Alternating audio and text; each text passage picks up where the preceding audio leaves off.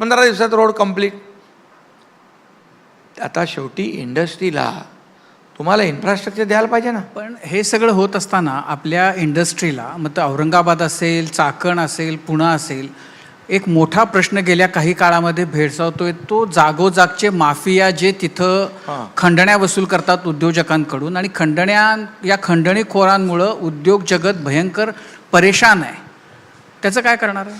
Direct जेलमध्ये टाकणार. कधी कधी खंडणी मागितली की आतमध्येच. आता म्हणजे आत्ता तुम्हाला सांगतो, जे उद्योजकांना त्रास देतील ते कुठल्याही पक्षाचे असू द्या, बिलकुल मुख्यमंत्र्यांनी पण सांगितलेलंच आहे, पण जे कोणी आमच्याकडे तक्रारी घेऊन येतात प्रायोरिटी आम्ही त्या उद्योजकाला देतो. तिथं बाकी कोणाचं ऐकत नाही आम्ही. कारण शेवटी उद्योजकाला तुम्हाला वातावरण पाहिजे चांगलं, सगळ्या गोष्टी पाहिजेत. ज्याचा अधिकार आहे त्याला ते समजा तिथल्या स्थानिक लोकांना रोजगार मिळाला पाहिजे ते देतो ना आम्ही. पण जो उद्योजकांना त्रास देईल तो आमच्या सरकारमध्ये जेलमध्ये जाईल.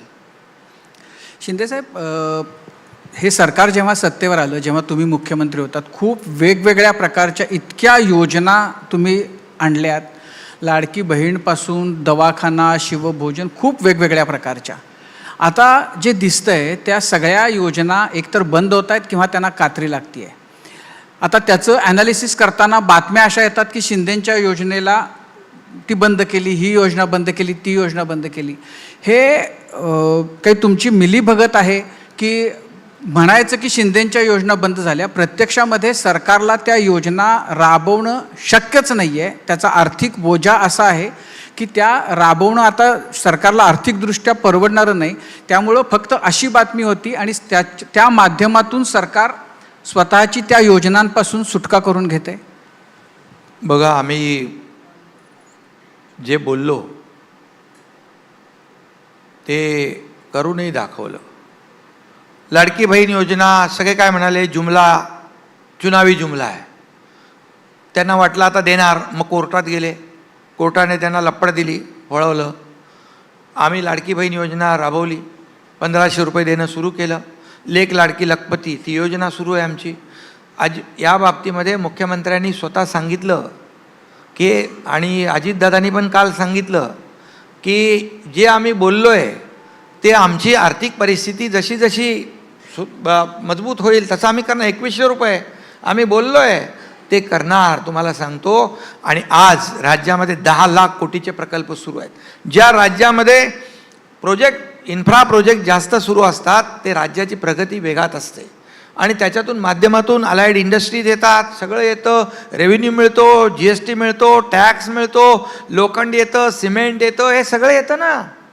आणि म्हणून आम्हाला विश्वास आहे की आम्ही जे बोललो आहे ते आम्ही करणार. आम्ही प्रिंटिंग मिस्टेकवाला आमचं सरकार नाही. नाही तर तेलंगणामध्ये, कर्नाटकमध्ये बघा योजना बंद पाडल्या. तुमच्या योजना बंद पाडल्या, खूप योजना तुमच्या बंद केल्या. काल तुम्हाला अजितदादाचं भाषण ऐकलं असणार आपण, त्याच्यामध्ये बघा कुठली योजना बंद पाडली आहे. आता योजना एक तरी बंद झाली असं म्हणाले का ते म्हणाले नाहीत, पण बंद तर केल्या ना. काय शिवभोजन पासून चालू तुमचा आनंदाचा शिधा वगैरे सगळ्या. आनंदाचा शिधा काय रोज वाटत नव्हतो आम्ही, सणाला वाटत होतो, दिवाळीला वाटत होतो, दसऱ्याला दिवाळीला वाटत होतो, गणपतीला वाटत होतो. आता तुम्हाला सांगतो शिवभोजन आता बघा चालू आहे की नाही. तुम्हाला म्हणजे आपण सुरू केलेल्या योजना जेव्हा अशा त्याचं ऑक्सिजन काढून घेतल्यानंतर तुम्हाला काय होतं त्याच्याकडे बघून? का तुम्हाला माहिती असतं की असं होणार आहे? बिलकुल नाही. लाडकी बहीण योजनेमुळे लाडक्या बहिणींनी लाडक्या बहिणी देताना दिल्या इतक्या जणांना, आता तुम्ही त्याच्यामध्ये वेगवेगळे निकष लावून कमी करत चालला. खांडेकर साहेब, तुम्ही बाकी लोकांचं ऐकून बोलू नका.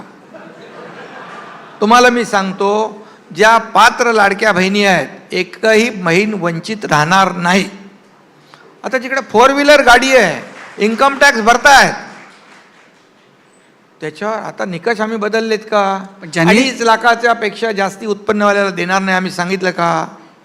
आम्ही ज्या या पात्रतेत निकषामध्ये बसतात त्या एकाही लाडक्या बहिणीचं जर आम्ही पैसे दिले नाही तर तुम्ही पकडा आम्हाला, चला.